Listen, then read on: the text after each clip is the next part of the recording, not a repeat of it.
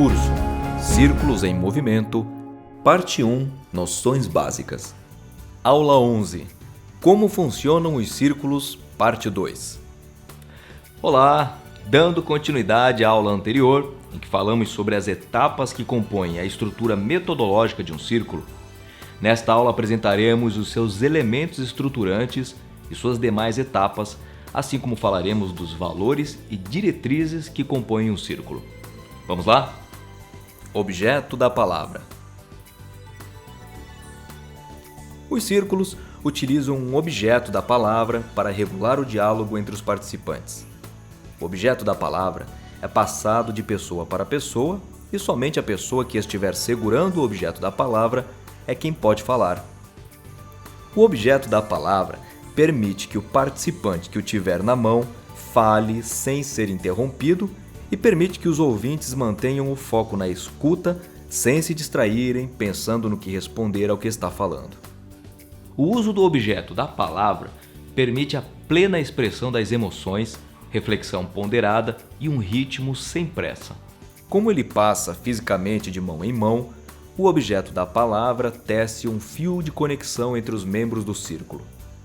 E nunca se exige que os participantes falem. Eles podem simplesmente passar o objeto da palavra sem falar. Podem também optar por segurá-lo por um momento, em silêncio, antes de passá-lo adiante. Desse modo, o objeto da palavra retira o peso de controlar e, na verdade, distribui o controle do processo entre os participantes. O facilitador é a única pessoa que pode falar sem o objeto da palavra em mãos, mas só deve fazer isso quando houver necessidade de manter a integridade do processo. Identificando valores. Como já aprendemos, os participantes do grupo nomeiam os valores que querem para aquele círculo. A prática comum é que cada pessoa escreva um valor num pedaço de papel. Com a passagem do objeto da palavra, cada pessoa compartilha o valor e explica por que ele é importante. Após compartilhar, cada pessoa coloca o valor no centro do círculo, gerando diretrizes com base nos valores identificados pelo grupo. A partir da identificação dos valores, é o próprio grupo que vai gerar as diretrizes de funcionamento do círculo. As diretrizes articulam os acordos entre os participantes sobre como será sua condução no diálogo do círculo, de modo que estejam alinhados com os valores já identificados. Elas definem também os comportamentos com que os participantes sentem que irão tornar o espaço seguro para que eles falem sua verdade. As diretrizes não são condicionantes rígidas, mas lembretes de apoio sobre as expectativas de comportamento que os participantes compartilham no círculo. Não são impostas, são adotadas por consenso no círculo. Os participantes decidem a respeito das diretrizes juntos, concordam com elas juntos e depois apoiam um ao outro para cumpri-las. Quando o período de tempo permitir, os participantes geram as diretrizes para o grupo, usando o objeto da palavra e chegando ao consenso. Quando o período de tempo for curto, o facilitador poderá sugerir várias diretrizes básicas e então perguntar se aceitam essas diretrizes apresentadas e se querem acrescentar outras diretrizes.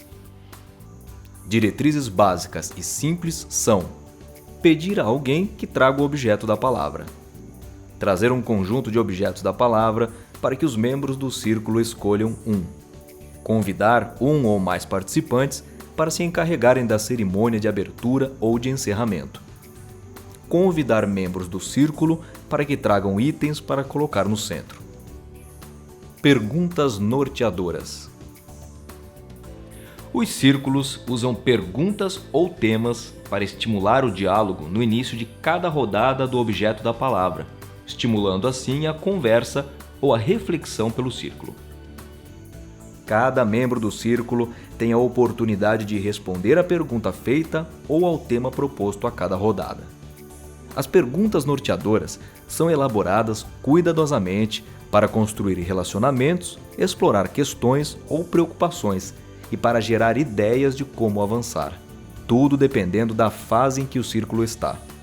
As perguntas são intencionalmente elaboradas para facilitar a discussão que vai além das respostas superficiais. As perguntas eficientes são estruturadas para encorajar os participantes a falarem a partir de sua própria experiência vivida.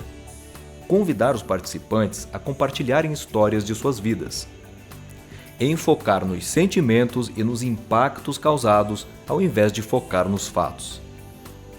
Ajudar os participantes a fazerem a transição da discussão de acontecimentos difíceis ou dolorosos para a discussão do que pode ser feito agora para deixar as coisas melhores. As perguntas nunca devem convidar aos ataques a outro indivíduo ou grupo.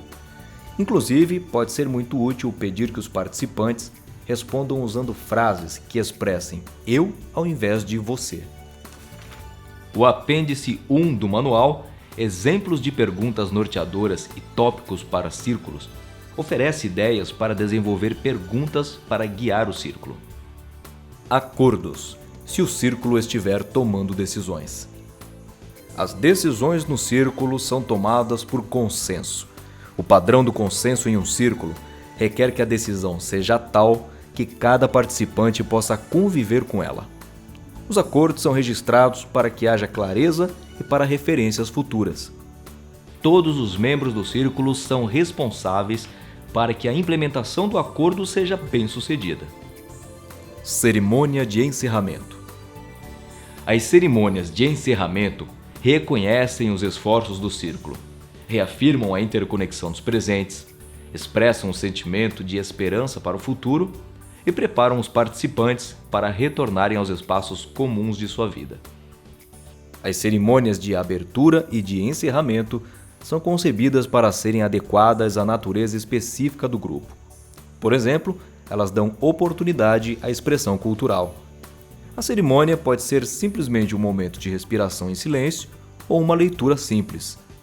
Em grupos de círculos continuados, os participantes podem se envolver na condução das cerimônias de abertura e de encerramento para o grupo.